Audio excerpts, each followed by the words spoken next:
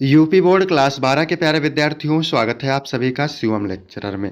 यदि आप क्लास 12 में हैं और आपको बोर्ड एग्जाम 2027 देना है तो यह वीडियो आपके लिए सबसे ज़्यादा महत्वपूर्ण है।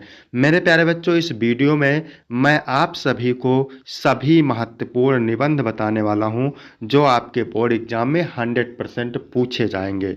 ठीक है, जो निबंध हम आपको बताने वाले हैं, सिर्फ इतना निबंध आप तैयार कर लो, आपके 9 नंबर बिल्कुल पक्के हो जाएंगे। और निबंध को बोर्ड एग्जाम में किस तरह से लिखेंगे ताकि आपको पूरे अंक मिले, तो ये भी मैं आपको वीडियो में बताऊंगा। तो चलिए देखते हैं कौन से वह महत्वपूर्ण निबंध हैं जो बोर्ड एग्जाम 2027 के लिए सबसे ज़्यादा महत्वपूर्ण है। मेरे प्यारे बच्चों, मेरी गारंटी है कि ये निबंध आप तैयार कर लेते हैं तो 100% आपके 9 अंक पक्के हो जाएंगे और 100% ये निबंध आपके बोर्ड एग्जाम में पूछे जाएंगे। पहला मोस्ट इम्पॉर्टेंट है पर्यावरण प्रदूषण समस्या और समाधान। ये हर साल बोर्ड एग्जाम में पूछा जाता है, तो इग्नोर नहीं करना है। इस निबंध को आप जरूर से जरूर तैयार करेंगे। ठीक है, दूसरा मोस्ट इम्पॉर्टेंट निबंध है भारत में बेरोजगारी की समस्या। भारत में बेरोजगारी की समस्या वेरी वेरी मोस्ट इम्पॉर्टेंट है मेरे प्यारे बच्चों। ठीक है, तीसरा है विज्ञान वरदान या अभिशाप। विज्ञान वरदान है या अभिशाप, तो इसको भी आपको तैयार करना है। फिर चौथा मोस्ट इम्पॉर्टेंट निबंध है मेरे प्यारे बच्चों भारत में जनसंख्या वृद्धि की समस्या। भारत में जनसंख्या वृद्धि की समस्या हमेशा पूछा जाने वाला निबंध है। इसके बाद पांचवा है आतंकवाद की समस्या और समाधान। आतंकवाद की समस्या और समाधान पर निबंध लिखना है। तो इस निबंध को हम बताएंगे आपको कि कैसे बोर्ड एग्जाम में लिखना है ताकि आपको पूरे 9 नंबर मिले। ठीक है, तो देखिए यहाँ पर भारत में आतंकवाद समस्या और समाधान। पहले आपको क्या करना है, एक रूपरेखा तैयार कर लेना है और रूपरेखा के अंदर जितनी हेडिंग है सारे लिख लेना है। तो पहली हेडिंग होनी चाहिए प्रस्तावना, दूसरा है आतंकवाद का अर्थ, तीसरी हेडिंग भारत में आतंकवाद की समस्या और चौथी हेडिंग है आतंकवाद के कारण, पांचवी हेडिंग है आतंकवाद के दुष्परिणाम और 6 नंबर है आतंकवाद के समाधान और 7वां नंबर है उपसंहार। ठीक है, इस तरह से आपको सेम रूपरेखा तैयार करना है और रूपरेखा के अंदर सारी हेडिंग आपको लिख लेना है। फिर यहाँ पर देखिए पहली हेडिंग है प्रस्तावना, तो हेडिंग डालेंगे प्रस्तावना। प्रस्तावना में लिखेंगे मेरे प्यारे बच्चों भारत एक लोकतांत्रिक और शांतिप्रिय देश है। भारत एक लोकतांत्रिक और शांतिप्रिय देश है। यहाँ अनेक धर्म भाषाएं और संस्कृतियां मिलकर रहती हैं, लेकिन आतंकवाद देश की सबसे गंभीर समस्याओं में से एक है। आतंकवादी हिंसा भय और विनाश फैलाकर देश की शांति और विकास को नुकसान पहुंचाते हैं।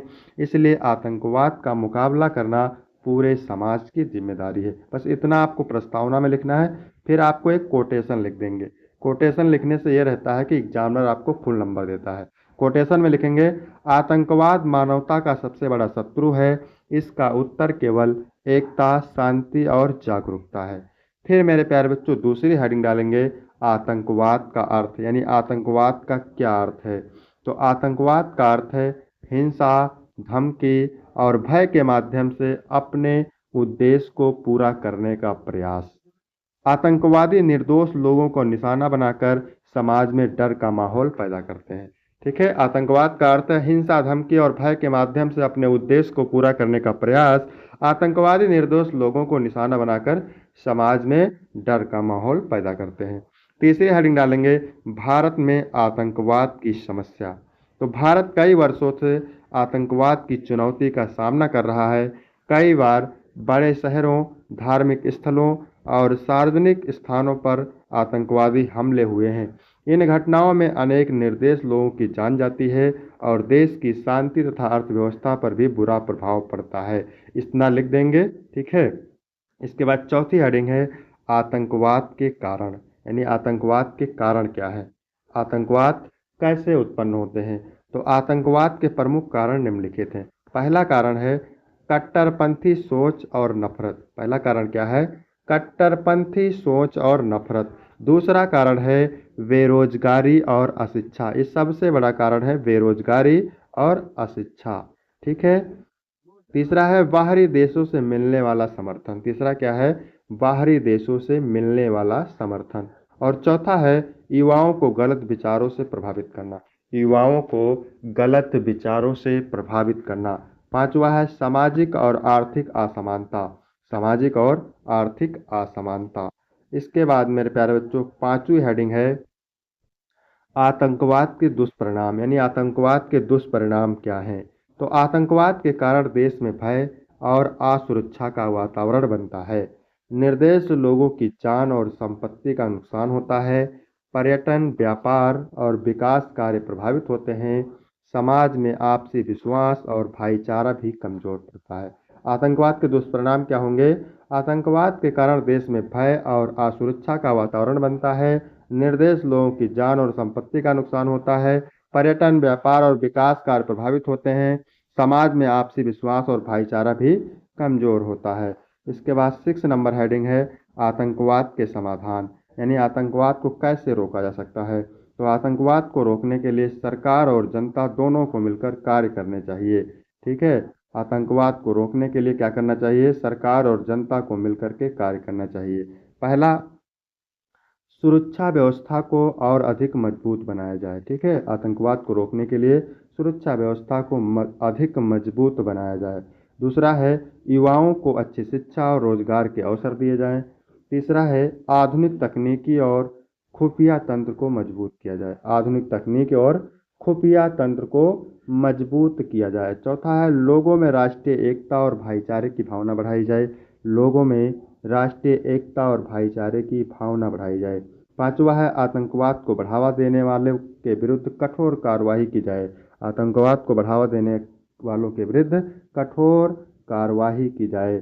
6 है नागरिकों को जागरूक रहकर संदिग्ध गतिविधियों की सूचना प्रशासन को देनी चाहिए। ये है मेरे प्यारे बच्चों आतंकवाद के समाधान। फिर लास्ट हेडिंग है उपसंहार, यानी कह सकते हैं निष्कर्ष।